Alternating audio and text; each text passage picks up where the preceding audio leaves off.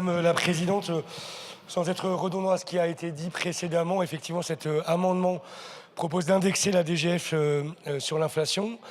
Ça a été dit précédemment, mais effectivement, il y a eu beaucoup de dépenses contraintes nouvelles qui ont été imposées aux collectivités, CNRACL, point d'indice, augmentation légitime des prestations sociales, par exemple, ou d'autres, Ségur. Je veux dire aussi que ces dernières années, les collectivités territoriales n'ont connu qu'une inflation assez faible de leurs ressources,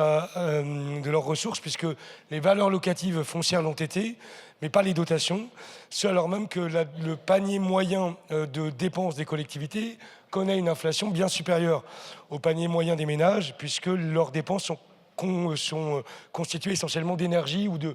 matières de construction, notamment de dépenses d'investissement qui ont connu une évolution sensiblement supérieure à l'inflation. Et pour conclure, dire que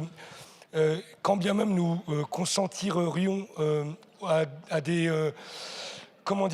visions qui neutralisent l'impact pour les collectivités de la suppression de la taxe d'habitation, l'effort qui leur est demandé aujourd'hui est un effort important, trop supérieur à ce qu'elle pèse pour la dette publique nationale consolidée. Donc on considère que c'est le minimum que d'indexer à l'inflation cette DGF. Merci. Des amendements identiques, toujours dans la